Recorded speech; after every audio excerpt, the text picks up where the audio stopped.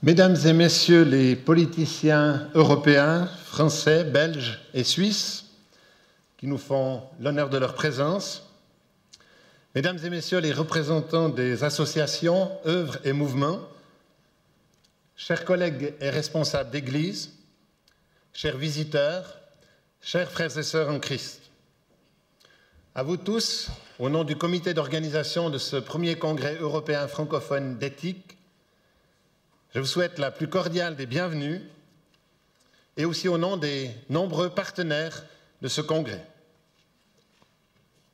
C'est notre privilège d'être ici ensemble cet après-midi pour ouvrir cette session et vivre ensemble ce temps inaugural de notre congrès.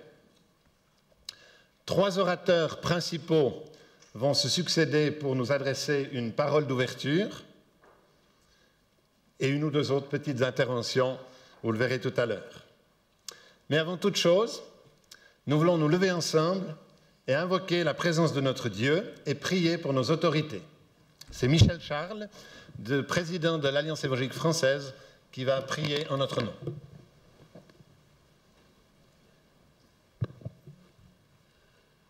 Merci notre Dieu de cette occasion particulière de nous retrouver à Strasbourg pour une réflexion et un partage sur des problèmes de vie qui concernent tout être humain. Merci pour cette séance inaugurale, en particulier pour ce beau lieu. Merci pour ta présence qui transcende les lieux, puisque c'est une présence dans les cœurs. Merci pour toutes les personnes présentes, participant à ce congrès ou invitées. Et pour répondre à une exhortation de ta parole, de prier pour nos autorités. Nous voulons, Seigneur notre Dieu, te prier de façon spéciale pour les responsables politiques de cette agglomération de Strasbourg et de sa région. Nous voulons aussi avoir une pensée particulière dans la prière pour les hommes et les femmes qui sont habituellement en ces lieux pour remplir un mandat électif, les députés européens.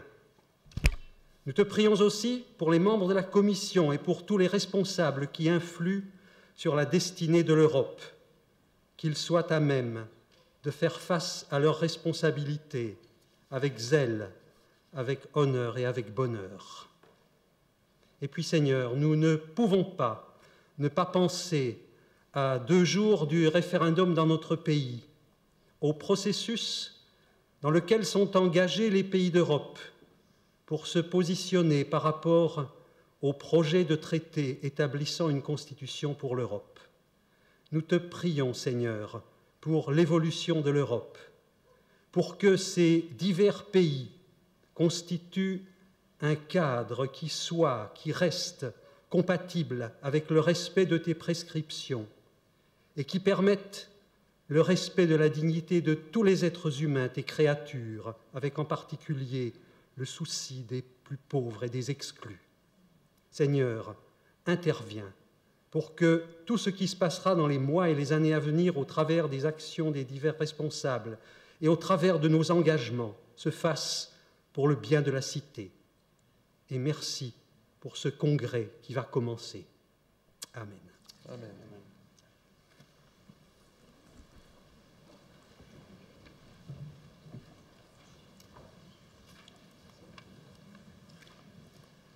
J'ai l'honneur et le privilège, en ouverture de cette session, de vous adresser quelques mots sur le but et l'origine de ce congrès. Nous rappelons donc qu'il est protestant évangélique, ouvert à d'autres partenaires du corps de Christ, puisque nous avons aussi des orateurs catholiques. Et cette idée originale, à l'origine simplement du CPDH, Comité protestant pour la dignité humaine, a été soutenue, coachée, par un large éventail, près d'une vingtaine d'intervenants, de soutien, de coachs qui ont été d'accord de répondre à notre invitation et qui sont vraiment partie prenante. La palette est large, de l'Alliance évangélique européenne, passant par les différentes alliances évangéliques nationales, la Fédération évangélique de France, Fédération romande des églises et œuvres évangéliques, etc. J'en passe, mais une large palette, vous l'avez compris, qui est là, avec les instituts aussi de théologie qui sont engagés derrière nous, avec nous, pour ces 3 jours de réflexion. Dans un ouvrage qui date de 1997, à Genève, le sociologue Felder, avec comme titre « Le futur s'invente aujourd'hui », disait ceci. « Voilà comment nous entrons dans le XXIe siècle, sans certitude et sans balise. Et pourtant, il va bien falloir naviguer, même naviguer à vue. » Elle pose cette question, quels sont alors les instruments et les cartes qui vont nous aider dans ce passage difficile? Eh bien, par ce congrès, nous désirons simplement grandir en discernement, les uns avec les autres, les uns à l'écoute des autres, dans nos différentes sensibilités. Nous voulons grandir ensemble dans le discernement. Nous voulons aussi travailler à notre responsabilité citoyenne en prenant une part, notre part, dans le débat démocratique public. Chacun constate la complexification de notre société, des questions qui se multiplient. Chacun cherche ainsi ses références, ses repères, ses maîtres à penser, voire ses messies. Quels vont être nos cartes, nos repères, nos instruments de navigation? Dans ce congrès, nous désirons dénoncer les intégrismes et sectarismes, tant religieux que laïques, en cherchant un esprit d'ouverture, de dialogue respectueux et d'amour envers tout être humain sans distinction. Ce sont ici les valeurs mêmes de l'Évangile que nous voulons intégrer et réaffirmer ensemble. Nous désirons aussi encourager les hommes et les femmes de bonne volonté qui travaillent déjà avec dévouement au bien de nos pays. Pour plusieurs d'entre eux, ils le font avec un véritable désintéressement, avec intégrité. Nous voulons prier pour eux et nous engager avec eux à leur côté. Devant le sentiment de frustration et d'impuissance de nombreux citoyens, notre congrès veut former, encourager, orienter vers une prise de parole qui soit informée, mûre, mature, réfléchie, respectueuse de l'autre, humble autant que convaincue et courageuse, parfois même à contre-courant. J'aimerais citer là Gérard d'Aucourt, qui est évêque de Nanterre et qui disait ceci lors d'une rencontre et dans une lettre pastorale aussi. « Nous acceptons le principe de la laïcité et c'est dans ce contexte que nous entendons mettre en œuvre des forces de proposition et d'interpellation, sans oublier que l'Évangile est susceptible de contester parfois le monde et la société. Paisiblement, respectueusement, mais aussi fermement et inlassablement, nous voulons toujours comprendre cette société, parfois lui résister et toujours lui proposer la vraie liberté que Dieu donne dans le Christ. Voilà tout un programme. Notre congrès désire donc réaffirmer publiquement le désir citoyen de chaque chrétien d'être porteur de cette parole publique.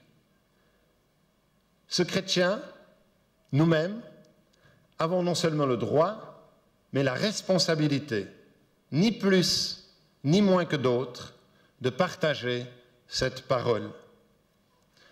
Jean-Arnold de Clermont, président de la Fédération protestante de France, a plus d'une fois dénoncé cette tendance de certains à vouloir rejeter les convictions religieuses dans la sphère de l'intimité.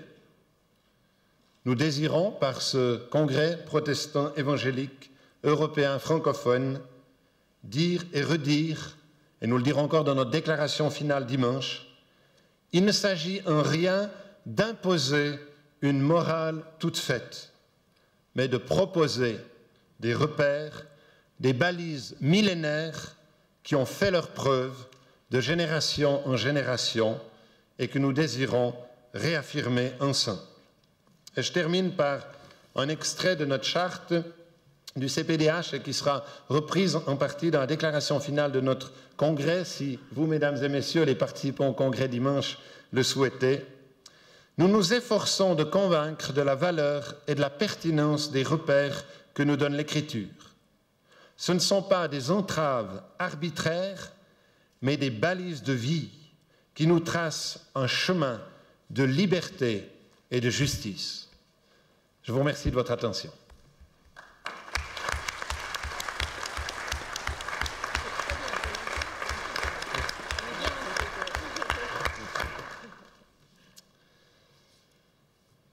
C'est ma joie maintenant de vous présenter notre premier intervenant, Miroslav Mikolášik, député européen de Slovaquie, ancien ambassadeur de Slovaquie au Canada, docteur en médecine. Merci de l'honneur de votre présence parmi nous et de votre amitié chrétienne. Je vous passe la parole. Merci beaucoup. Monsieur Rocha, vous m'aviez ému par votre invitation ici à ce congrès parce que j'ai trouvé que le travail que vous faites dans le comité protestant évangélique pour la dignité humaine, c'est quelque chose qui est très proche de mon cœur et qui, pour le sujet pour lequel j'ai beaucoup œuvré dans ma vie en tant que médecin, en tant qu'homme politique et en tant que député européen aussi parce que j'essaie aussi de rester un peu dans ces sujets au sein de ce Parlement, travaillant dans le comité, dans l'intergroupe pour la bioéthique dont je suis le vice-président élu. Alors je dois un peu suivre les sujets qui sont aussi les grands axes de ce congrès, puisque vous voulez parler de beaucoup de choses, y compris de la dignité humaine. Avant même que je m'engage un peu dans quelques idées, évidemment en 15 minutes, on ne peut pas traiter tous les sujets qui sont très sérieux et qui sont très profonds.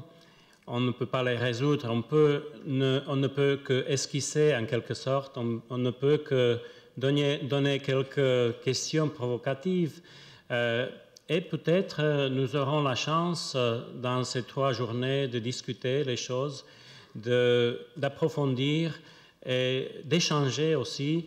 Et j'ai bien aimé ce que vous venez de dire, Monsieur Rocha, courageux à contre-courant. C'est ça que j'aime un peu en tant que maintenant en politique, quoique je me sens beaucoup mieux dans ma peau de médecin de profession que j'ai dû quitter à cause de cet engagement actuel.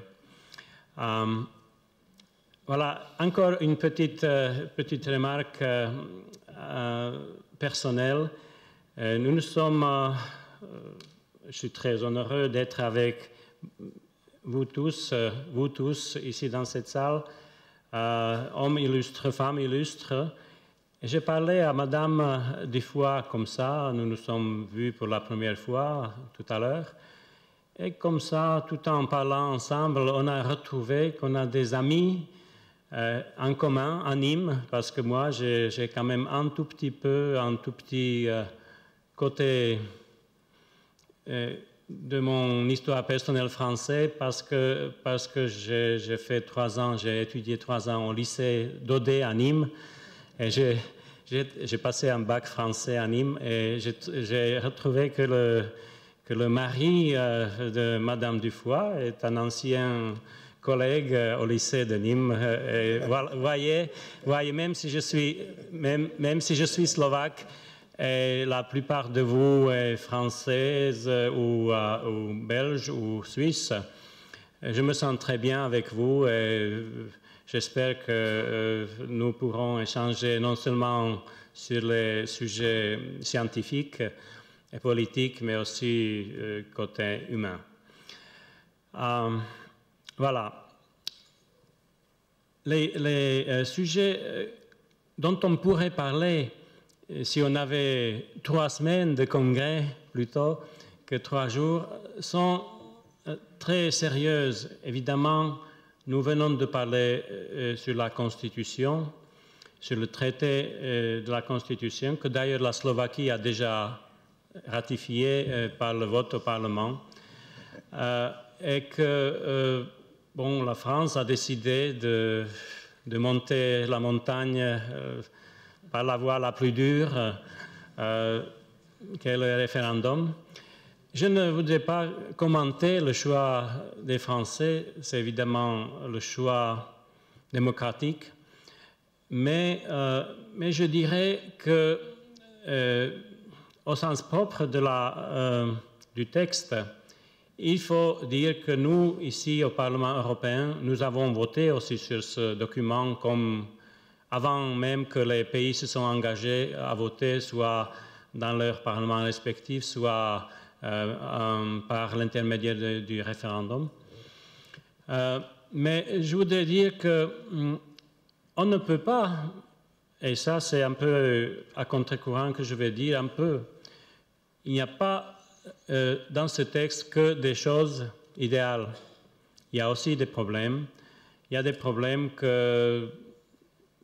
auxquels je suis sensible et que je ne peux pas sursauter avec un sourire.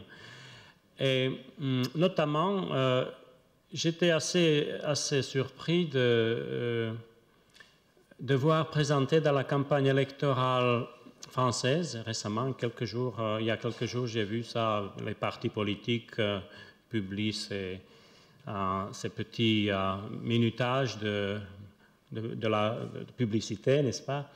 Et les Verts ont dit, finalement, on va abolir cette contrainte des femmes irlandaises et portugaises parce qu'elles n'ont pas le droit à l'avortement.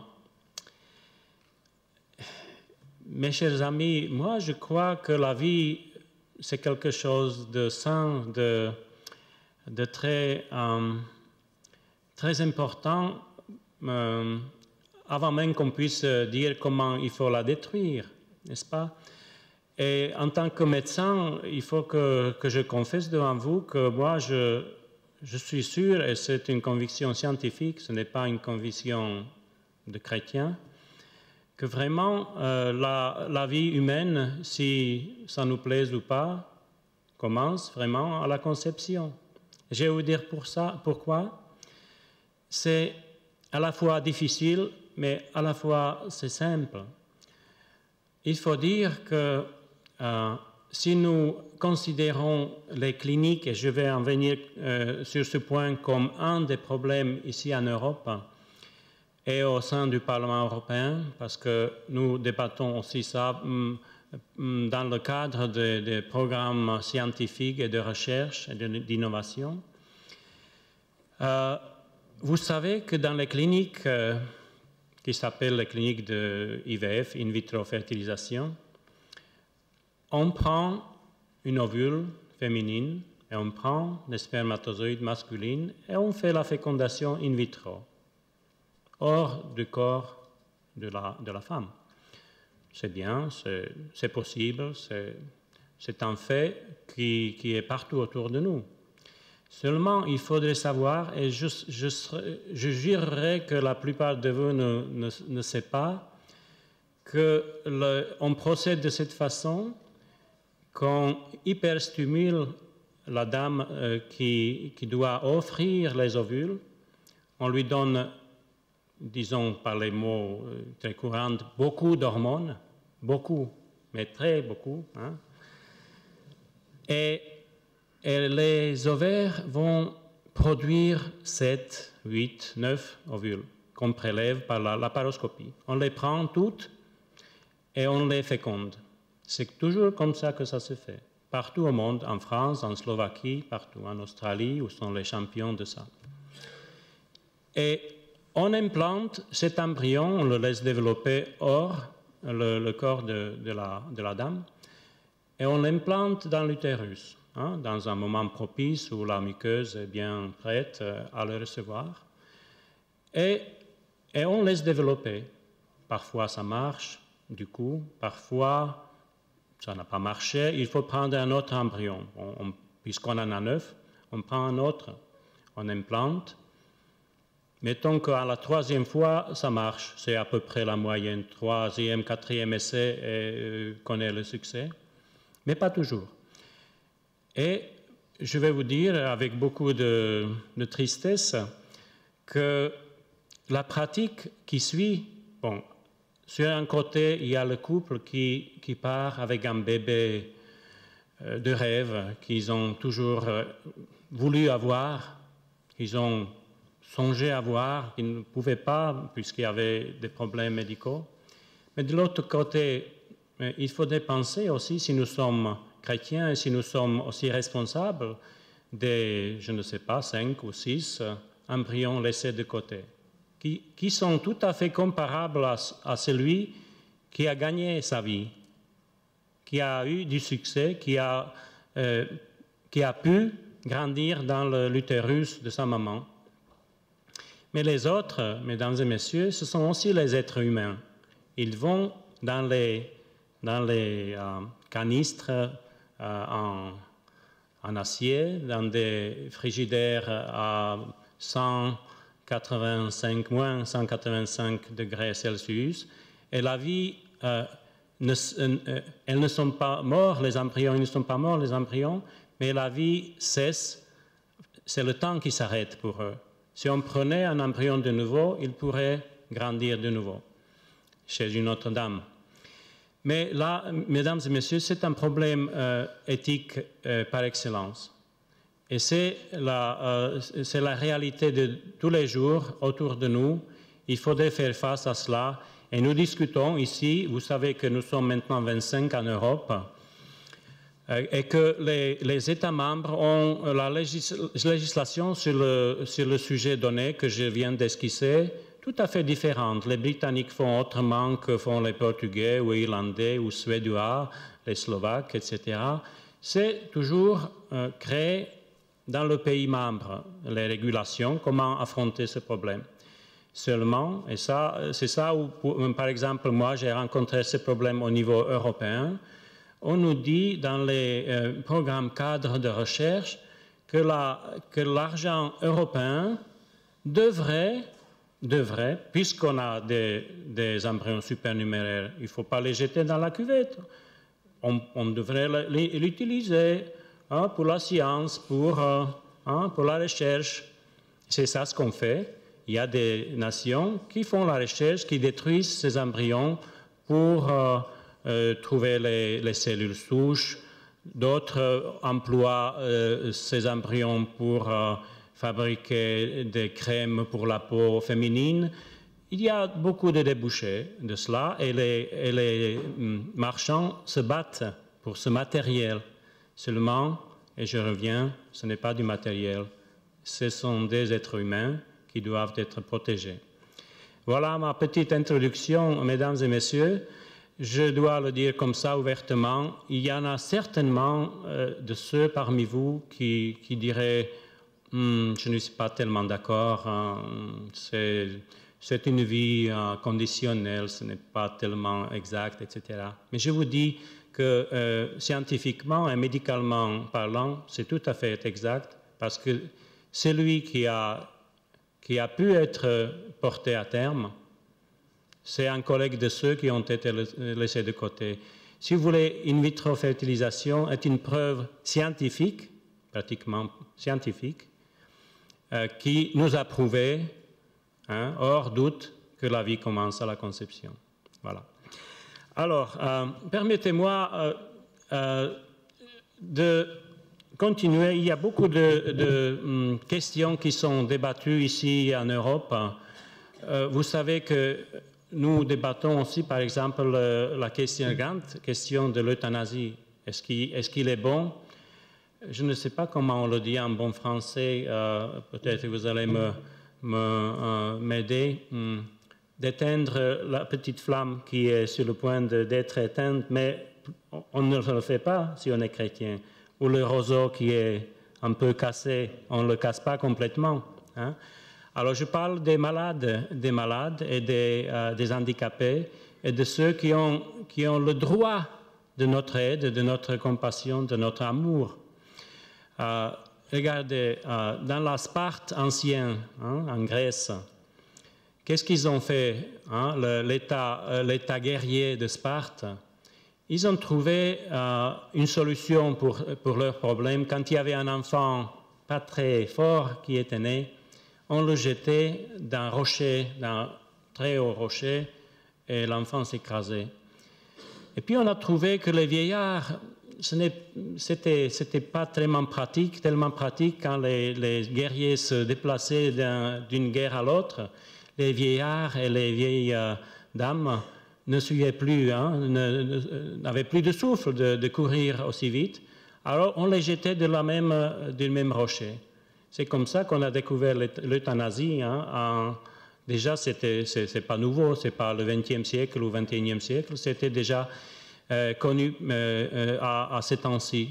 Seulement, figurez-vous, peut-être vous allez me corriger, mais j'ai cherché dans la littérature et je n'ai pas trouvé un seul poète, un seul écrivain de drame, un seul mathématicien qui serait né à Sparte, qui serait de Sparte.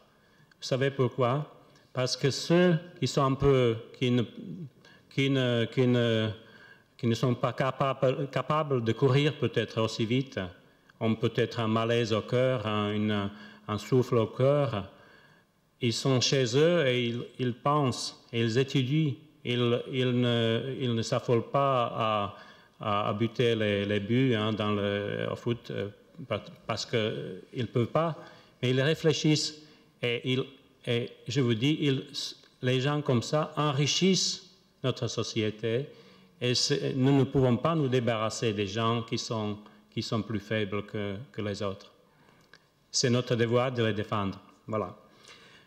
C'est à peu près ce que j'avais à dire sur le problème de l'euthanasie et je suis très triste que 2 pays de l'Union européenne, la Belgique et le Pays-Bas, ont déjà légiféré sur cela. J'ai l'horreur, hein, de tomber malade aux Pays-Bas. Hein. Voilà. Il y aurait beaucoup plus à dire. Par exemple, et je vais finir sur 2 sujets, peut-être très, très rapidement. Il y a 5 jours à peu près, j'ai lu, c'était à la télévision, je ne me souviens plus, il y avait une information qu'une mère porteuse, qui normalement devait rendre le bébé qu'elle portait pour quelqu'un d'autre, s'est décidée de ne pas suivre le traité, l'entente déjà préconçue, mais elle a décidé de l'offrir, hein, si vous avez entendu ça, vous êtes bien d'accord avec moi, de l'offrir le bébé aux enchères. Aux enchères, à l'intermédiaire de l'Internet, elle a offert le bébé qui donne le plus. Hein.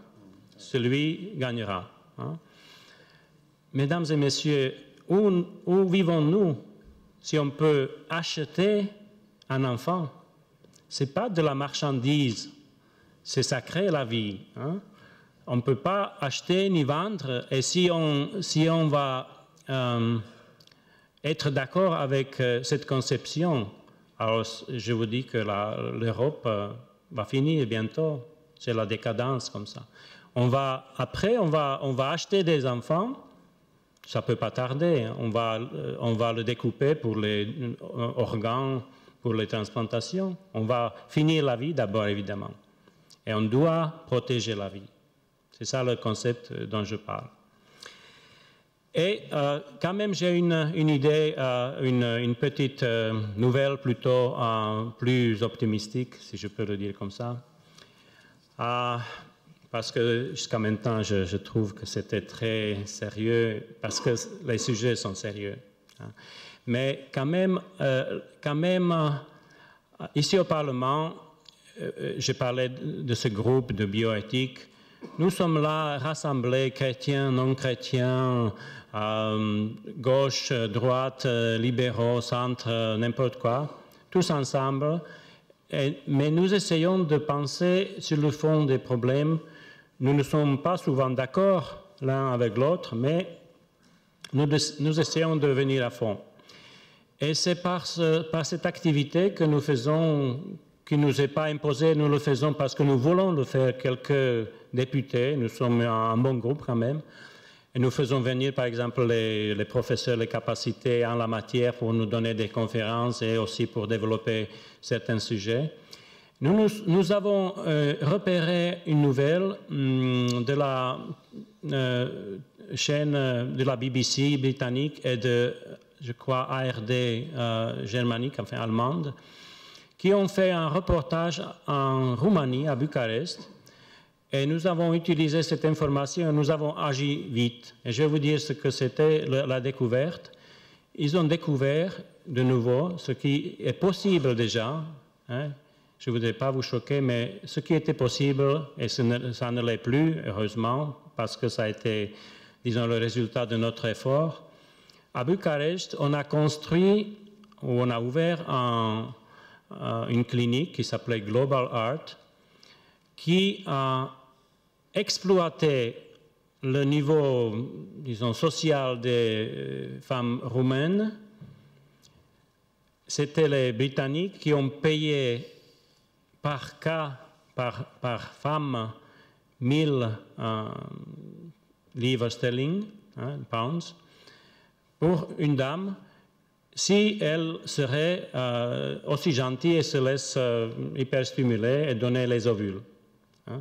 Et on achetait finalement, c'est défendu en Europe d'ailleurs, il y a une directive, on ne peut pas vendre ni acheter les organes, par exemple, pour le transplantation, on ne peut pas payer pour. Ça doit être gratuit. Si on commence à payer, on est fichu, comme on dit en bon français, n'est-ce pas? Mais c'était la réalité. Nous avons, en tant que députés, reçu des réactions des autorités britanniques et de l'ambassade roumaine en disant, oui, c'est vrai, les ovules étaient là, les femmes recevaient le paiement, les spermatozoïdes venaient de la Grande-Bretagne, on les fécondait ici, et puis on fabriquait les embryons qui ont été transportés pour la Grande-Bretagne pour en faire des recherches, etc., etc. Moi, je trouve que c'est odieux, hein, c'est odieux, mais c'est la réalité de nos jours. Et heureusement, l'ambassadeur ou les diplomates roumains nous ont, peu après notre activité au Parlement, ils nous ont écrit que le gouvernement a stoppé, a arrêté l'activité qui était contre la loi, que j'ai les documents avec moi, je peux vous les montrer. Voilà.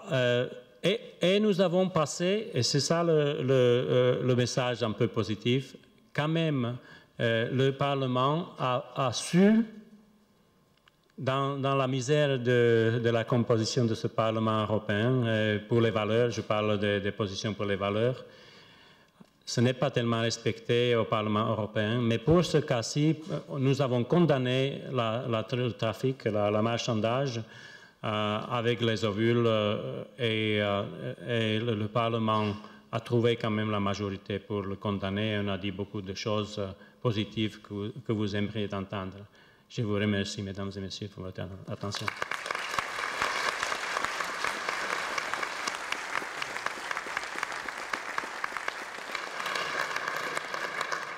Monsieur Mikolášik, je ne me suis pas trompé au début et pour la fin, ce n'est pas parfait. Mais je vous remercie et je voulais surtout vous remercier de vous être exprimé en français. Vous avez remarqué quel bon français. Et merci d'avoir fait l'effort de vous exprimer sans traducteur et on vous remercie pour cela. Avant de passer la parole à notre deuxième intervenant principal, je vous ai dit qu'il y aurait quelques petites autres interventions. Et nous avons un sénateur, le sénateur Robert Ries du Bas-Rhin, qui est arrivé parmi nous cet après-midi. Et comme je l'ai fait dans mes salutations, vous l'avez remarqué, je n'ai pas salué chaque député, conseiller régionaux et autres, et il y en a plusieurs parmi vous, parmi nous. Et je souligne quand même l'appréciation que nous avons que des politiciens de nos trois pays représentés au Congrès soient là, pour certains, pour l'ensemble du Congrès. Et merci de l'amitié et de l'engagement que votre travail est d'être venu ici.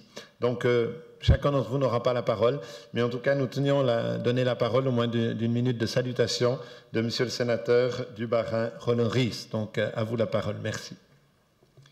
Merci beaucoup, Monsieur le Président. Avec mes excuses pour le retard, mais les institutions européennes sont à Strasbourg comme un poisson dans l'eau, mais il y avait différentes entrées, je me suis trompé d'entrée. Donc voilà le... Bien que strasbourgeois, je n'ai pas encore pénétré toutes les arcanes de ces bâtiments. Donc avec les excuses pour le retard, je voulais simplement saluer l'ensemble de l'assistance et dire quel intérêt personnel je prends à ces questions d'éthique en tant que politique.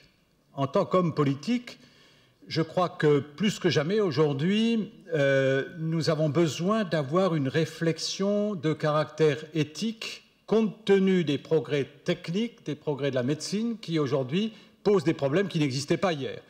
Donc moi je suis là cet après-midi pour vous écouter, pour essayer d'apprendre et peut-être dans mon activité de sénateur pouvoir tenir compte de ce que j'aurais appris cet après-midi. Voilà tout ce que j'avais à vous dire en vous saluant les uns les autres et en vous remerciant de m'avoir invité.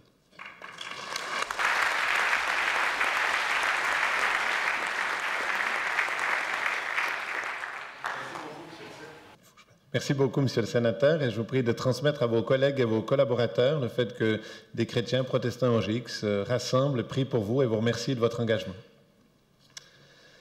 Je passe la parole maintenant à Monsieur Claude Ruet, membre du Conseil national suisse, qui correspond à un député à l'Assemblée nationale en France, président du Parti libéral suisse, ancien vice-président de l'Assemblée des régions d'Europe, ancien président du gouvernement du canton de Vaud. Simplement ces quelques mots personnels pour dire à M. Ruet, vous avez été à plusieurs occasions l'auteur de propositions courageuses, parfois même minoritaires au sein de votre parti. Vous avez osé vous engager et nous vous remercions aussi d'avoir accepté de prendre la parole pour notre congrès. Merci de votre engagement de chrétien aussi, parce que vous ne le cachez pas et je vous remercie pour cela. Merci beaucoup, Monsieur le Président. Chers amis, tout à l'heure, en arrivant, on est venu nous chercher à la gare et il y avait un pasteur américain d'une paroisse de Savoie qui a fait le trajet avec nous et on a un petit peu fraternisé. Il m'a dit « Ah, vous êtes dans la politique, ça doit être dur pour un chrétien. » Ben, ça tombe bien, c'est le sujet que je voulais aborder avec vous. Nous ne sommes pas du monde. Combien de fois les chrétiens évangéliques se sont-ils donné bonne conscience en reprenant à leur compte, en la trahissant d'ailleurs, cette parole de Jésus du chapitre 17e de l'évangile de Jean, « Ils ne sont pas du monde ». Combien de fois, en effet, des chrétiens se sont-ils détournés d'une mission sociale, d'un engagement civique, sous prétexte que, n'étant pas du monde, ils n'avaient dès lors pas à s'en mêler de ce monde, ni à se salir les mains dans un engagement aux horreurs de type social et pire, de type politique. Car ce verset « Ils ne sont pas du monde », Jean 17, 16, a trop souvent été compris comme l'ordre de se séparer totalement du monde, de ne rien avoir à faire avec lui, surtout en politique, alors qu'on oubliait que le même passage, un verset plus tôt, disait « Je ne te prie pas de les ôter du monde ». Et ce même passage disait aussi « Je les ai aussi envoyés dans le monde ». Comme était peut-être aussi oublié l'exhortation de Paul, Timothée 2, de prier pour les rois et pour tous ceux qui sont élevés en dignité, afin que nous menions une vie paisible et tranquille en toute quiétude et honnêteté. Et puis Romains 13, qu'on oubliait aussi, selon lequel il n'y a point d'autorité qui ne vienne de Dieu et les autorités qui existent ont été instituées par Dieu. Cette mauvaise lecture de l'Évangile, nous ne sommes pas du monde, nous n'avons rien à voir du tout avec le monde, conduisant donc à considérer l'engagement social, civique et politique comme relevant du mal, et heureusement aujourd'hui dépassée, je crois même qu'elle est abandonnée. La charte du Comité protestant évangélique pour la dignité humaine, vous voyez, j'ai lu la charte, le relève lorsqu'elle dit, je cite, « Nous nous réjouissons de constater chez de nombreux chrétiens évangéliques la prise de conscience que leur vision a été jusqu'ici trop étroite, la conviction qu'aucun domaine de la vie humaine n'est indifférent à Dieu et ne doit lui échapper, ainsi qu'un intérêt croissant pour les questions éthiques et sociales. » Voilà ce que dit la charte. Et si le Comité protestant évangélique pour la dignité humaine peut se réjouir de cette évolution, vous comprendrez que le magistrat chrétien, que le politique chrétien que je suis, s'en réjouissent aussi, particulièrement aujourd'hui avec vous à l'occasion de ce congrès. Non, la politique n'est pas le mal, elle n'est d'ailleurs, et je le disais tout à l'heure dans les couloirs, elle n'est d'ailleurs que le reflet de la société. Croyez-vous que dans la vie économique, croyez-vous que dans la vie culturelle, tout ne soit que délices et orgues? Eh bien, ça n'est que le reflet de la société. Oui, un chrétien peut aussi avoir une vocation de service en s'engageant socialement dans les institutions publiques. Oui, nous avons ensemble à réfléchir comment traduire notre foi en actes au service de la société, comment concrétiser notre éthique chrétienne dans ce monde dont pourtant nous ne sommes pas. Vaste et ambitieux programme, bien sûr. Périlleux aussi, car aujourd'hui, le tout éthique est très à la mode. Tout le monde en réclame, tout le monde s'en réclame de l'éthique.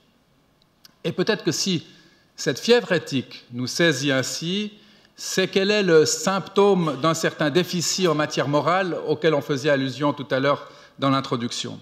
L'évolution de notre vie sociale, l'évolution du monde a mis à mal les règles morales qui étaient la trame de notre société. L'ébranlement de ces règles et l'incertitude qui en découle deviennent si intenables qu'il est urgent de reconstruire des normes. D'où un certain engouement éthique à la mode. Pour le citoyen du XXIe siècle, il y a comme une conscience inquiète d'un vide central. Le philosophe Morin, qui n'est pas un chrétien, Edgar Morin, concluait une interview en disant « L'urgence de la modernité est la recherche d'une morale ». J'allais dire que le problème n'est pas que nous manquions de valeurs. À la limite, nous en avons à revendre de valeurs, de tous les sens dans notre société, ce qui les dévalue. Mais il nous manque une échelle de ces valeurs, qui ne soit pas soumise au goût du jour, qui ne flotte pas à tout vent de doctrine, pour reprendre l'image biblique. L'Occident, hanté par l'obsession du bien-être individuel, est guetté par un vertige de néant spirituel. La difficulté provient de ce que les habituelles sources de ces valeurs transcendantes sont en crise. Je vais vous citer le professeur Eric Fuchs, qui était professeur de théologie et d'éthique à l'Université de Genève. Je permettrai de faire une longue citation, mais elle me paraît assez éclairante. Fuchs disait « Les églises ne sont plus reconnues comme capables de donner à la société un enseignement moral valable pour tous. La religion est renvoyée au domaine privé de la conviction personnelle. » On en a eu un écho tout à l'heure dans le texte que vous avez cité, Monsieur Rochat. La religion est renvoyée au domaine privé de la conviction personnelle. Elle n'est plus la référence immédiate de chacun.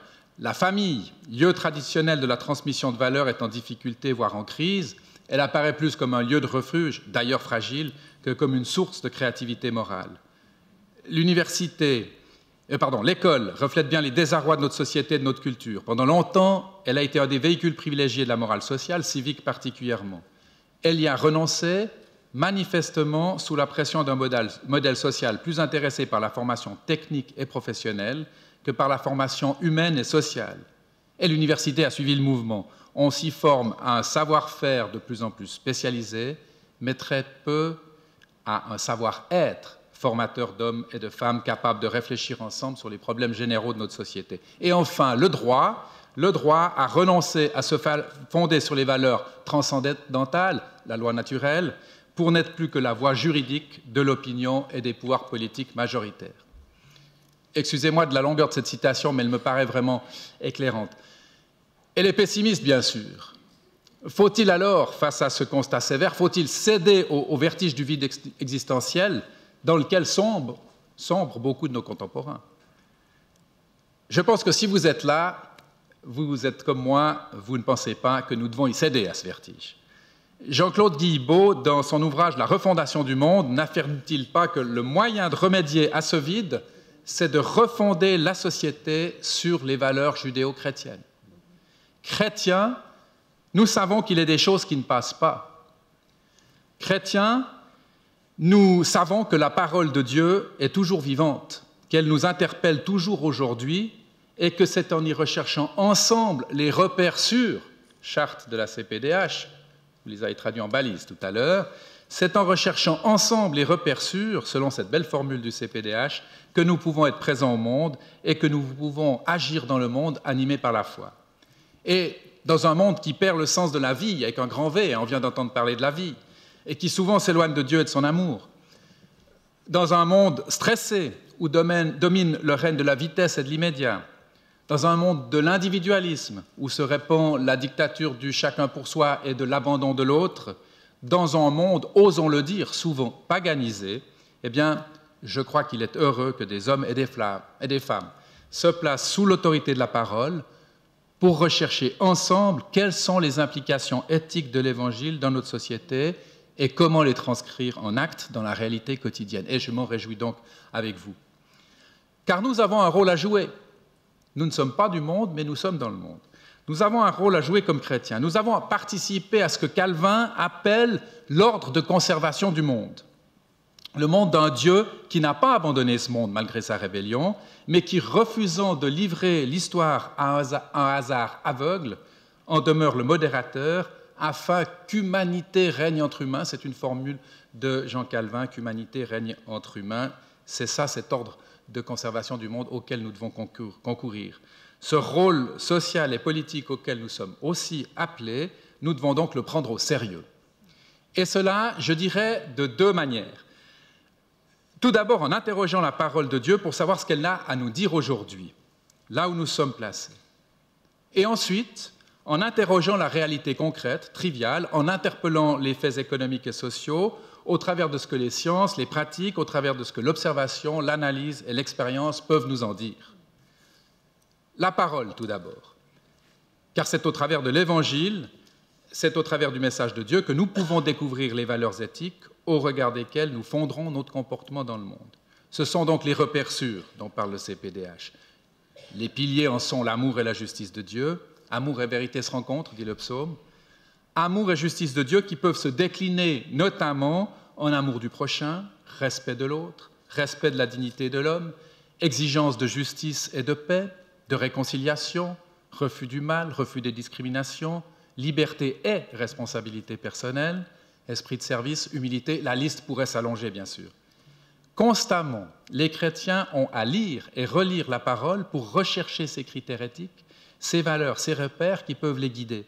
Constamment, ils peuvent, dans l'échange, dans le dialogue entre eux, dans l'interpellation mutuelle, dans la prière, rechercher quel doit être leur rôle aujourd'hui.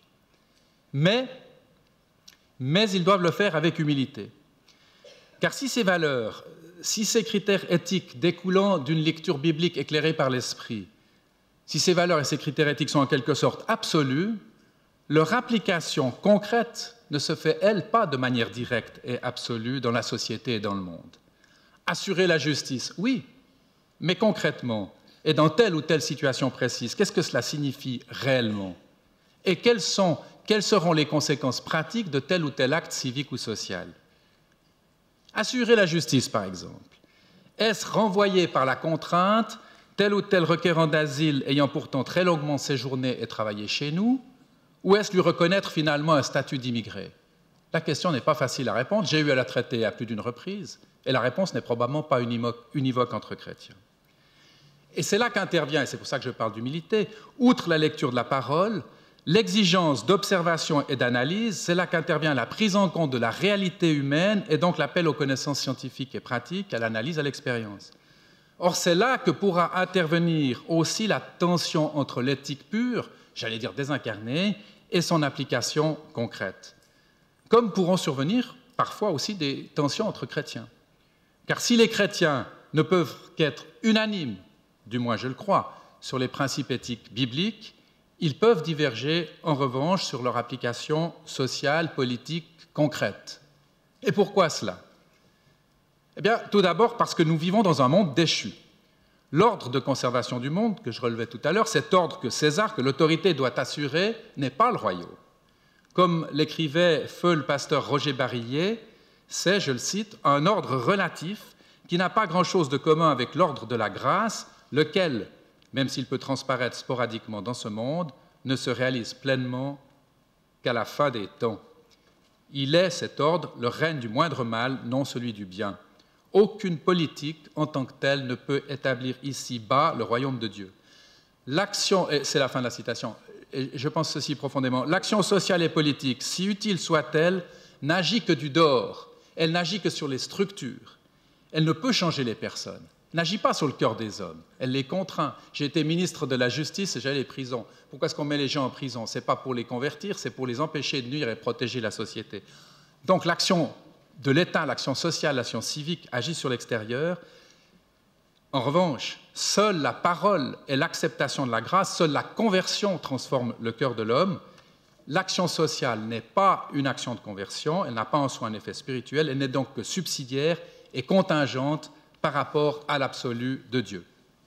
C'est la première raison pour laquelle nous ne pouvons pas forcément être unanimes toujours sur l'application de l'éthique sur laquelle nous sommes unis. Ensuite, parce que lorsque nous agissons dans le monde, même éclairés par la foi, nous agissons avec notre intelligence humaine, soit une intelligence finie, une intelligence limitée.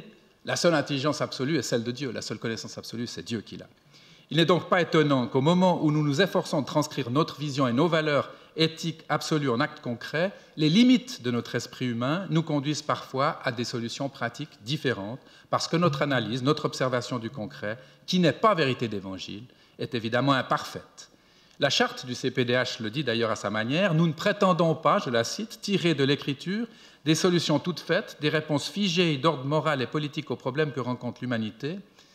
Et elle poursuit cette charte, il se peut que nos analyses diffèrent et que nous ne parvenions pas tous à une même position.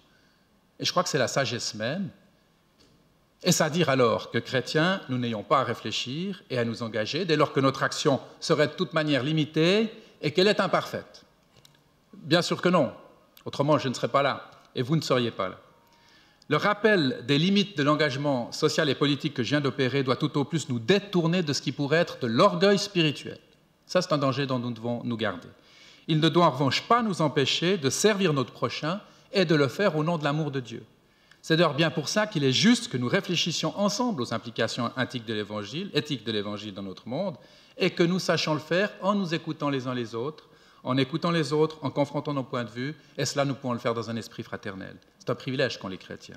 Parce que si les chrétiens n'ont pas à faire valoir de supériorité sur les autres dans leurs actions profanes, ils bénéficient en revanche de cette grâce qui est de savoir que l'essentiel ne se situe pas dans les actions humaines, mais que cet essentiel est l'amour de Dieu pour nous. Cette grâce est vraiment extraordinaire parce que ce savoir aimer en premier, parce que ce savoir pardonner, parce que savoir que l'absolu ne se situe pas dans le monde permet un engagement paisible et confiant, un engagement capable de résister aux tentations extrémistes ou totalitaires, sectaires, avez-vous dit tout à l'heure, qui ont bien souvent conduit le monde à sa perte. Elle nous protège, cette grâce, de la tentation de diviniser notre action sociale ou civique. Et voyez-vous, on a parlé de Constitution, je viens d'un pays dont la Constitution commence par ces mots « Au nom de Dieu Tout-Puissant ». Et je suis fier de pouvoir lire cette adresse dans les tout premiers mots du texte fondamental de mon pays. Même si je sais bien que tout le monde est loin d'être croyant dans ce pays, ce texte signifie que les autorités et le peuple suisse ont reconnu que l'autorité ne vient pas du politique, ni même de la démocratie, mais que toute autorité vient de Dieu. Alors certains crient à l'archaïsme dépassé ou à l'obscurantisme. Je ne le crois pas, il faut se faire une autre image de cette volonté de placer Dieu Tout-Puissant au début de notre Constitution. C'est le signe que les autorités de mon pays, et j'en fais partie, admettent qu'elles ne disposent pas d'un pouvoir absolu. C'est le signe aussi qu'elles admettent, reconnaître, agir dans le domaine du relatif. C'est le signe qu'elles professent qu'il existe une puissance divine auquel elles sont soumises. Et j'y vois là une leçon d'humilité et de modestie. Et c'est par là que j'aimerais conclure. Si je crois qu'un chrétien dans le monde, et non du monde, a aussi pour vocation et pour devoir de rechercher comment concrétiser l'éthique chrétienne dans son action sociale et politique, si je crois qu'il doit le faire avec engagement et pourquoi pas avec enthousiasme, il ne doit pourtant jamais ni s'y étourdir ni s'y noyer, il doit toujours conserver à l'esprit qu'il n'agit que dans un domaine relatif. Car ce qui est l'absolu et ce qui est essentiel, c'est qu'il se souvienne en toute chose que Christ vient en premier. Je vous remercie.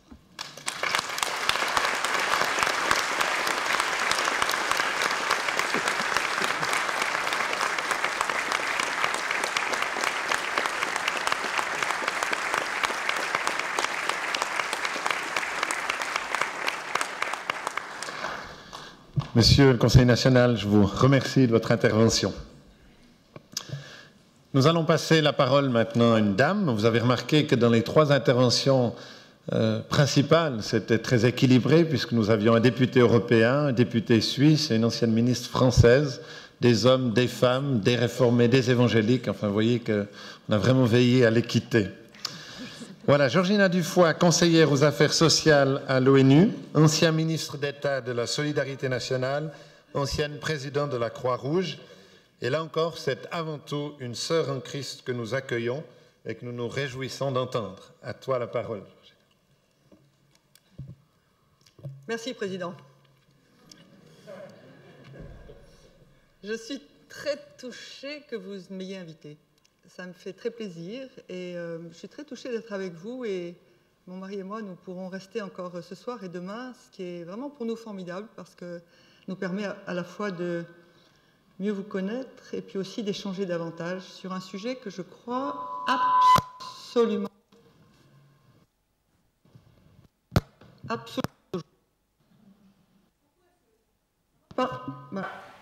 Pourquoi est-ce que ce sujet est à ce point-là d'aujourd'hui? Je crois que c'est tout simplement, et je parle pour les Français, je connais moins bien les autres pays d'Europe, donc je peux parler que pour ce que je connais un peu seulement d'ailleurs.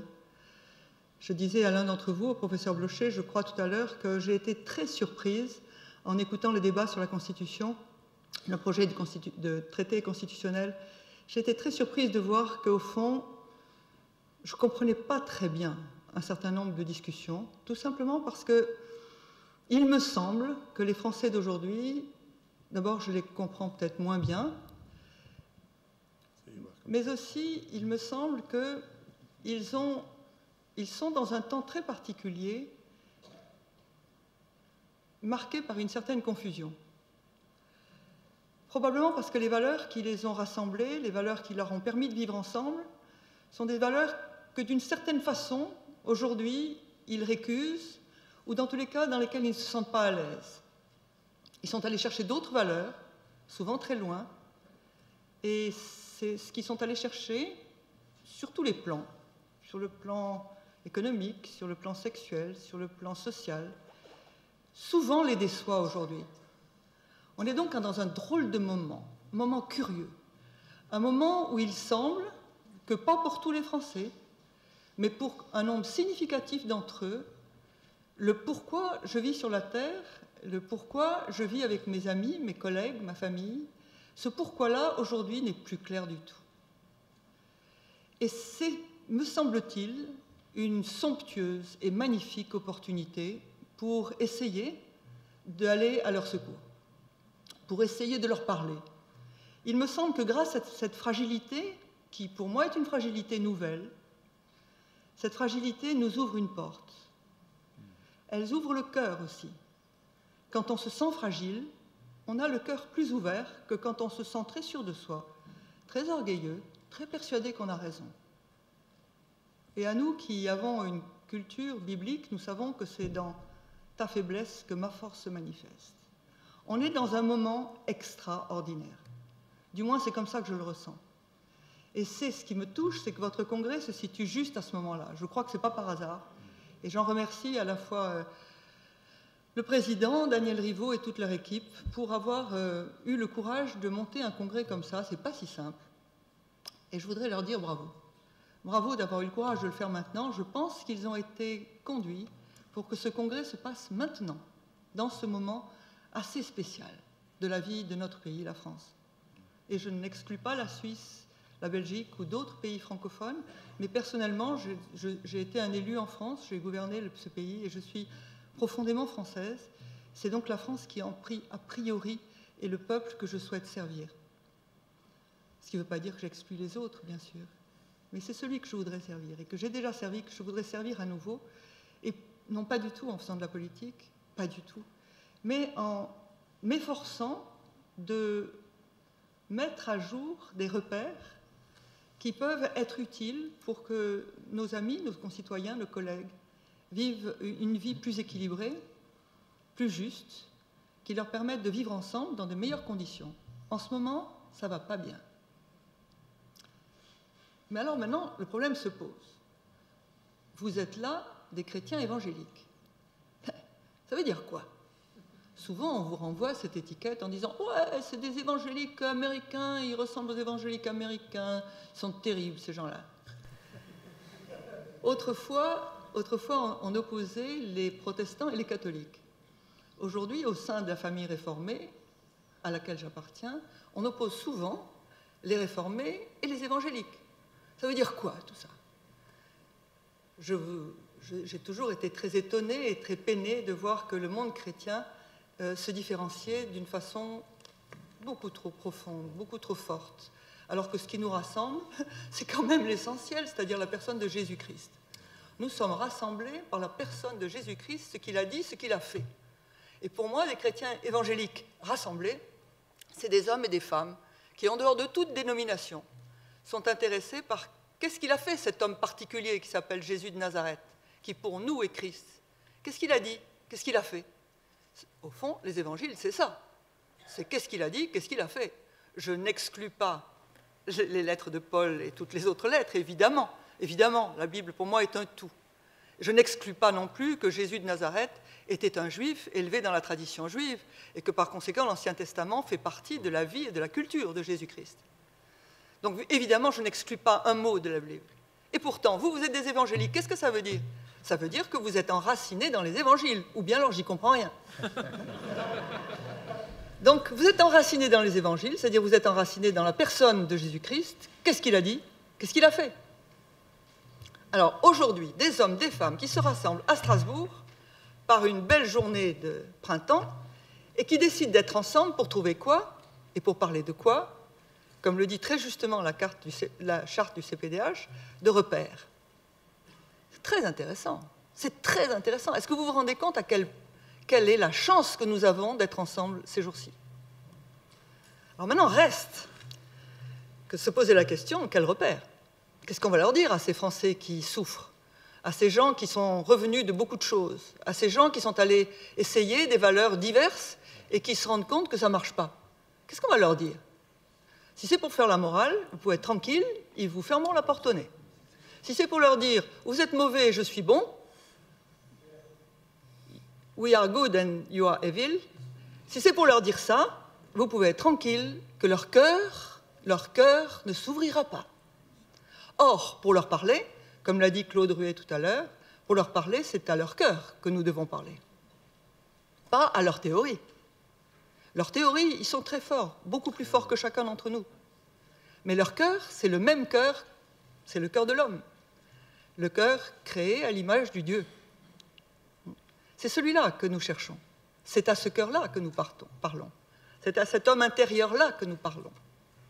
Souvent, je préfère employer, et pardon pour ceux d'entre vous qui sont très précis dans ces domaines, si je vous choque, je préfère parfois employer le mot « homme intérieur » plutôt que d'employer le mot « cœur ». Parce que pour beaucoup de Français, le mot « cœur », c'est le violon, la romance, le romantisme ou que sais-je. Et nous avons beaucoup donné dans le domaine du romantisme, on est très doués. Mais on a souvent donné en nous éloignant du Dieu Tout-Puissant. C'est la raison pour laquelle je parle plus facilement de l'homme intérieur. Donc, pour parler à l'homme intérieur, il faut parler de notre homme intérieur à nous. On ne peut pas se permettre de parler en théorie. Il va falloir parler de ceux qui sont vraiment nos repères, individuellement et collectivement. On ne peut pas tricher quand on parle des repères. Et quand on est chrétien, on peut tricher encore moins que les autres religions. Je crois, si ma culture est juste, que ceux qui suivons Jésus-Christ sont les seuls qui suivons un Dieu qui s'est incarné. Nous sommes des personnes qui sont en rapport avec l'incarnation. Il nous sera pardonné beaucoup moins qu'aux autres si nous n'incarnons pas les repères que nous souhaitons diffuser, que nous souhaitons échanger, ou que nous souhaitons proposer, ou que nous souhaitons communiquer. En d'autres termes, si nous prenons un repère de vérité, et que sur epsilon nous racontons un mensonge, bang, on en recevra plein la figure. Que ça vienne de notre Dieu Tout-Puissant, du Saint-Esprit, ou de notre voisin, c'est la même chose. Ça m'arrive dans tous les cas à moi tout le temps. Chaque fois que je me gourre un peu, et ça m'arrive évidemment tous les jours, j'ai le retour de bâton immédiat. Alors, je pense que je ne suis pas seule dans ce cas-là et que vous avez tous expérimenté ça. Quand on prononce un repère, nous qui aimons Jésus-Christ, eh bien, le repère, il faut qu'on l'incarne. C'est la raison pour laquelle je suis très prudente sur cette histoire de repère. Parce que je sais très bien que je vais être défiée et que je fais gaffe. Parce que je sais très bien que je suis aussi une femme déchue qui a pour suivre Jésus-Christ besoin d'un sauveur, que ce sauveur, je le suis le plus souvent possible, mais pas toujours, et que je me casse la figure fréquemment. Par la grâce de Dieu, il pardonne, et je crois à la puissance de la repentance d'ailleurs dans ce domaine-là. Il pardonne, mais il faut y aller, il faut le faire, il faut lui demander pardon. Et je me casse la figure tous les jours, et de plusieurs façons. Mais qu'à un cas, j'avance. Et j'avance justement sur les problèmes de repère. En venant ici, on est venu en auto avec Antoine de Nîmes, on a eu le temps de parler, on a aussi eu le temps d'essayer de se demander, Seigneur, quel est le passage sur lequel tu aimerais vraiment que je m'appuie pour parler aujourd'hui à ce congrès. Ce passage, vous le connaissez par cœur, et néanmoins, je vais vous le lire. C'est Matthieu 7, 24. C'est pourquoi quiconque entend ces paroles que je dis et les met en pratique sera semblable à un homme prudent qui a bâti sa maison sur le roc. La pluie est tombée, les torrents sont venus, les vents ont soufflé et se sont jetés contre cette maison. Elle n'est point tombée parce qu'elle était fondée sur le roc. Mais quiconque entend ces paroles que je dis et ne les met pas en pratique sera semblable à un homme insensé qui a bâti sa maison sur le sable. La pluie est tombée, les torrents sont venus, les vents ont soufflé et ont battu cette maison. Elle est tombée et sa ruine a été grande. Ce passage me parle à plusieurs niveaux. Il me parle parce que moi, je fais partie des gens dont les fondations ont été sur le sable. C'est-à-dire qu'elles n'étaient pas costauds, elles n'étaient pas solides. Elles changeaient au gré des gens qui me parlaient. Elles changeaient au gré des circonstances. Elles changeaient au gré, je dirais, des rapports de force. Et j'ai souffert. Mais par la grâce de Dieu, le Seigneur a changé ma vie, changé mon cœur, changé ma famille. Et petit à petit, je me suis aperçu qu'il existait des rocs. En fait, j'en savais rien qu'il existait des rocs. Très bonne nouvelle, il existait des rocs. Bien sûr, ils étaient sous le sable, ils y étaient déjà. Mais la bonne nouvelle, c'est qu'ils existaient. Et je me suis intéressée, passionnée même, par le fait de mettre ces rocs en application. La mise en pratique, ça m'intéresse énormément. Pas de tout, mais des rocs. Et je me suis aperçue, chose merveilleuse, c'est que ça marchait. C'est-à-dire que quand la tempête a soufflé, et chez nous, elle est publique, la tempête, donc vous savez que la tempête a soufflé, ben, ça n'a pas bougé. Ça n'a pas bougé sur tous les points où nous avions changé nos fondations. Mais il y a des points où on ne les avait pas changés. Et là, on a souffert. Seulement, comme je ne suis pas maso et que notre famille n'est pas maso non plus, on a cherché à rendre les points de roc les plus nombreux possibles pour justement vivre les tempêtes dans la paix. Et ce que je peux dire aujourd'hui, avec une immense reconnaissance au Dieu Tout-Puissant et à Jésus-Christ, c'est que ça marche. Voilà donc les repères. Repères dans un monde sans repères. Repères que nous serons obligés d'incarner parce que nous sommes justement des hommes et des femmes qui aimons Jésus et suivons Jésus. Plus que des bouddhistes, plus que des musulmans, nous serons appelés à incarner nos repères. Alors comment on fait ce truc-là? Pas commode. Et quels sont les repères que j'ai choisi de partager avec vous? Je me suis méfiée, comme vous pouvez l'imaginer. J'ai fait attention en me disant, gaffe, tu vas être challengé sur les repères. Je les ai regroupés en 3 types de repères que je souhaiterais aujourd'hui travailler avec vous et partager avec nos chers Français. Les repères basés autour de l'égalité d'abord. Je suis frappée de voir combien la Bible, les Écritures, nos saintes Écritures, sont des Écritures qui nous conduisent à considérer l'égalité comme étant l'égalité entre les êtres, entre les personnes, comme étant le fondement de l'humanité sur la Terre. Je suis frappée de voir combien le Seigneur ne fait pas de différence entre les races. Je suis frappée de voir combien, maîtres ou esclaves, grecs ou juifs, nous sommes semblables devant Dieu. Et quand on dit que la Déclaration universelle des droits de l'homme est quelque chose qui régit aujourd'hui nos comportements dans ce domaine, je voudrais, mais avec vraiment tout mon cœur, pouvoir dire combien je crois que dans aucune culture, si ce n'est dans la judéo-chrétienne, ne pouvait sortir la Déclaration des droits de l'homme et du citoyen et la Déclaration universelle des droits de l'homme et du citoyen. Pour l'avoir oublié, notre peuple le paye très cher. Et donc, il fonde sur quelque chose qui est un beau texte, deux beaux textes, la Déclaration des droits de l'homme de 89 comme celle de la Déclaration universelle, sont de très beaux textes que je respecte, mais qui ne fondent pas ma conviction absolue que les hommes sont faits à l'image de Dieu et que parce que les hommes, tous les hommes, sont faits à l'image de Dieu, alors il n'y a pas de différence entre les races devant Dieu. Et je suis très attentive aux dégâts que nous pouvons avoir sur des bouquins, sur des cultures qui ont développé des cultures différentes, et je pense en particulier à ceux qui ont développé les cultures de Darwin et qui disaient tout simplement que la race noire était tellement inférieure qu'elle pouvait être esclave. Oh, honte! Oh, honte! Il est vraiment important de voir tous les dégâts que ceci a pu avoir dans notre cœur.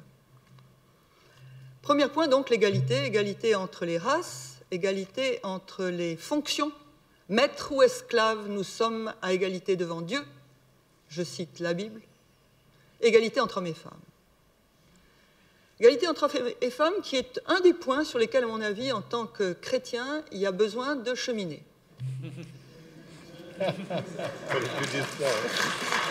les femmes qui applaudissent. C'est un miracle de l'Éternel que quand je me suis convertie, je n'ai pas été effrayée par ça. Ouais. Et je sais que dans mon cœur, il y avait un mot qui retentissait qui était « ma grâce te suffit ». Et vous savez, j'invente rien, c'est vrai. C'est vrai de vrai, vrai de chez vrai. Et en fait, je crois que c'est quand même important qu'on se rende compte que dans les milieux chrétiens traditionnels, la phrase « Femme, soyez soumise à votre mari » a été dramatique. Et que cette phrase, elle est extrêmement équilibrée dans l'Évangile, puisqu'elle commence par « Marie, aimez vos femmes comme Christ a aimé son Église ». Peu cher. Avant que les hommes aiment leurs femmes comme Christ a aimé son Église, il y a quand même du chemin. Et femmes, soyez soumises à vos maris. Ce mot reste un mot difficile à accepter. Mais c'est un mot, il est écrit, effectivement. Je crois qu'on peut l'entendre autrement. Dans tous les cas, c'est comme ça que moi je l'entends. Je l'entends, femmes, soyez protégées par vos maris. Et femmes, respectez vos maris. Et maris, aimez vos femmes. Il n'est pas du tout dit dans ces phrases-là, femmes, aimez vos maris. Hein. Il est dit, femmes, respectez vos maris. Ah non, mais attendez, il faut quand même être sérieux. Hein. On nous a opposé pendant tant de temps quelque chose qu'il faut quand même être honnête aussi. C'est simplement honnête, c'est pas excessif, je ne sollicite pas les textes. Marie, aimez vos femmes, femmes, soyez soumises. Dans le mot soumis, il y a quelque chose qui aujourd'hui est difficile, qui veut dire être en dessous. Être en dessous, ça ne veut pas dire être dominé, ce qui a souvent été le cas. Être en dessous, ça veut dire qu'on a besoin d'être protégé. Pour moi, je comprends, j'ai besoin d'être protégée par mon mari. Absolument. Si je ne suis pas protégée par mon mari, je ne suis pas une femme à part entière. C'est évident. C'est clair comme de l'eau de roche. Seulement, il fallait que j'accepte de vouloir être protégée, ce qui, à mon époque, a déjà été un peu compliqué. Mais ce qu'Antoine a toujours fait, il m'a toujours protégée, et je lui en suis infiniment reconnaissante. Et il me continue, bien sûr, à me protéger. Donc, femme, l'égalité entre hommes et femmes est quelque chose auquel je crois très profondément. Je voudrais, à ce sujet, citer simplement une phrase que j'entends, un verset que j'entends rarement, et qui pourtant, pour moi, a de l'importance.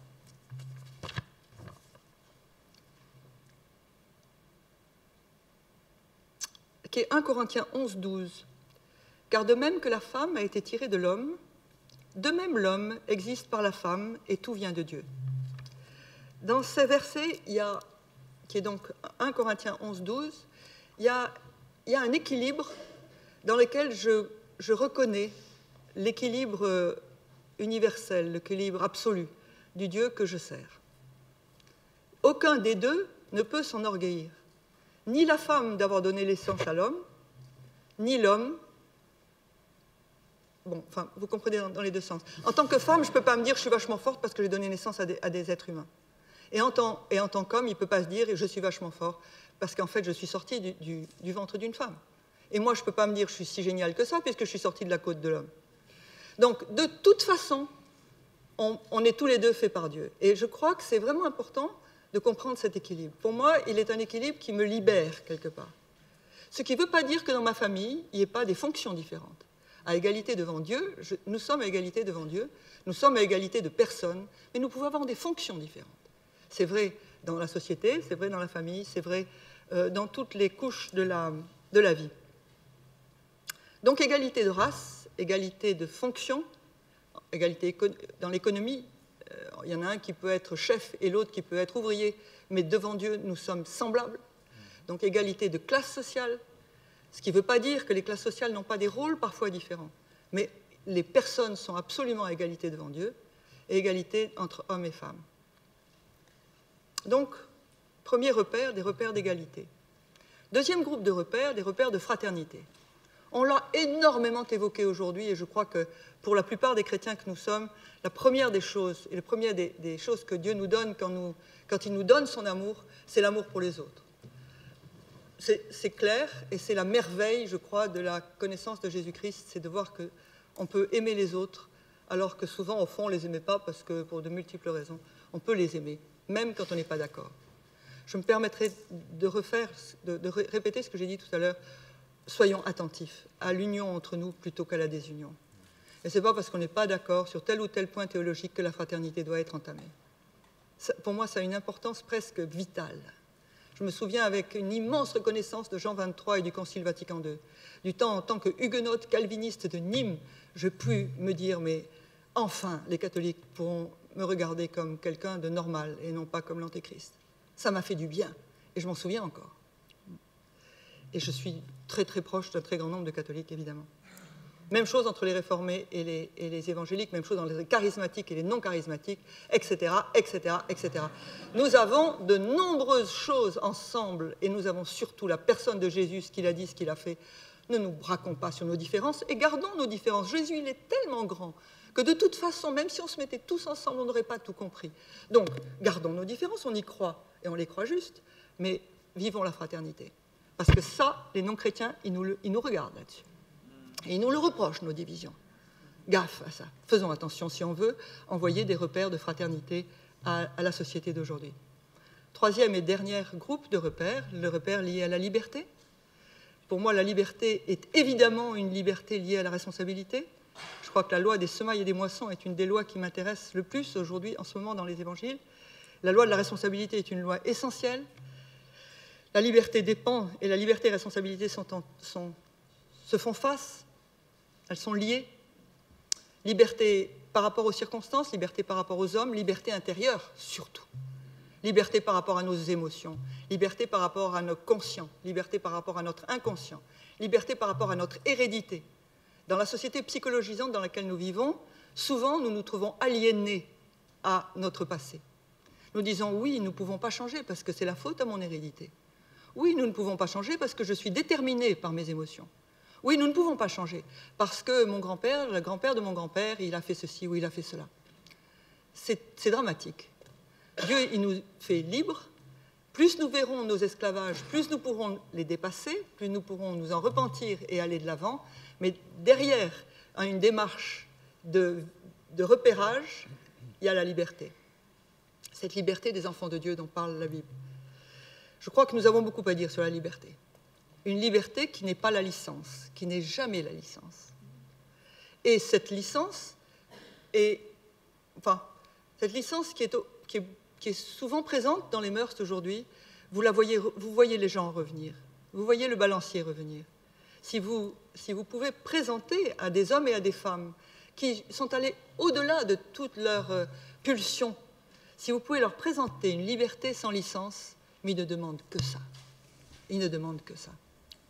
Donc les repères que j'aimerais partager avec les Français aujourd'hui sont des repères d'égalité, des repères de fraternité et des repères de liberté. Ça vous rappelle peut-être quelque chose. Je crois qu'effectivement, il vous appartient d'incarner nouvellement ces valeurs de liberté, d'égalité et de fraternité. Je crois qu'elles sont inscrites dans la Bible et qu'il nous appartient de les revitaliser, de leur redonner vie.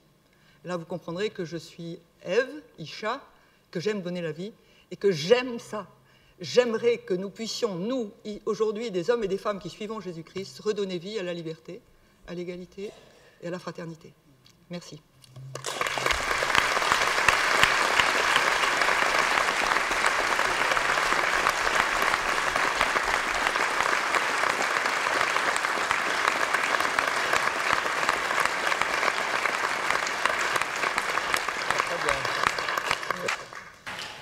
Merci beaucoup, Madame Dufoy, pour ce riche exposé. Je vais passer la parole maintenant à Michel Charles, président de l'Alliance évangélique française, que vous avez déjà eu l'occasion d'entendre par la prière tout à l'heure, et qui nous apporte aussi un mot, une appréciation aussi, qui sera donc le dernier exposé conclusif de notre session d'ouverture, après quoi nous aurons quelques informations, donc ne vous levez pas tout de suite à la fin. Je voulais aussi simplement signaler que selon le programme qui vous était annoncé, certains ont eu l'information, d'autres pas, M. Jean-François Collange, qui devait nous rejoindre, a été empêché pour une session à la Fédération protestante de France, et donc nous avons Claude Ruet qui a pris son exposé, non pas qu'il le remplaçait, mais qui a pris aussi son temps comme exposé principal. J'aurais dû vous le dire avant, je m'en excuse. Voilà, la parole est à Michel Charles. Eh bien, j'ai, comme vous tous et vous toutes, évidemment, reçu avec énormément de reconnaissance et d'intérêt tout ce qu'on nous a partagé. Je ne vais pas faire une intervention originale, j'ai simplement pris des notes et je vais rapidement essayer de résumer ce que j'ai retenu de ce que nous avons entendu comme une introduction en quelque sorte dans l'ensemble des travaux de notre congrès. Parce que finalement, nous avons une belle entrée en matière par rapport à tous les sujets qui sont prévus. On nous a situé, alors je résume évidemment énormément, on nous a situé d'abord un des objectifs prioritaires de chacun des participants que nous sommes, c'est de repartir de ce congrès équipé pour une responsabilité citoyenne en tant que chrétien. On a entendu l'importance de problèmes de bioéthique, tels que le problème d'embryon, surnuméraire ou pas, le problème de savoir quand commence la vie, le problème d'euthanasie, le problème de clonage.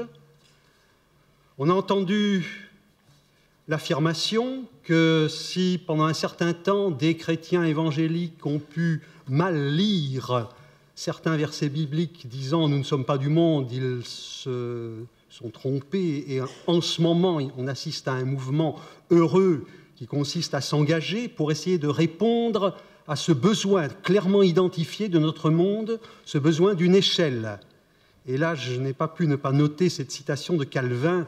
Il s'agit pour nous de participer à l'ordre de conservation du monde afin qu'humanité règne entre humains. J'ai beaucoup apprécié la distinction qui a été faite. Il y a à interroger la parole, certes, et quand on interroge la parole sur le plan des principes, les chrétiens sont d'accord.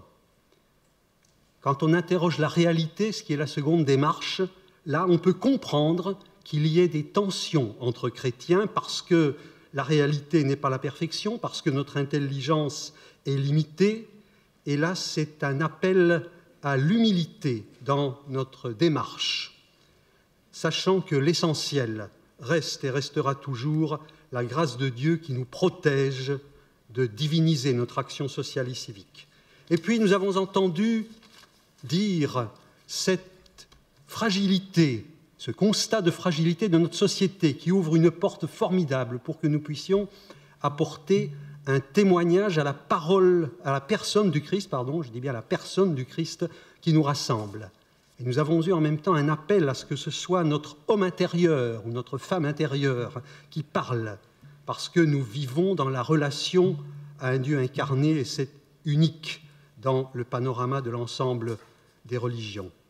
Et là encore, un appel à la prudence, parce que nous sommes en quelque sorte attendus et nous avons des défaillances, nous avons à demander et recevoir le pardon, il nous faut avancer, mais il faut avancer en étant fondé sur le roc et ça nous permet de penser, d'être vigilants, à apporter des repères, à les revitaliser en quelque sorte, puisqu'ils sont bien connus dans notre pays, des repères qui sont des valeurs inscrites dans les notions d'égalité, de fraternité et de liberté, avec une vue très intéressante sur le couple.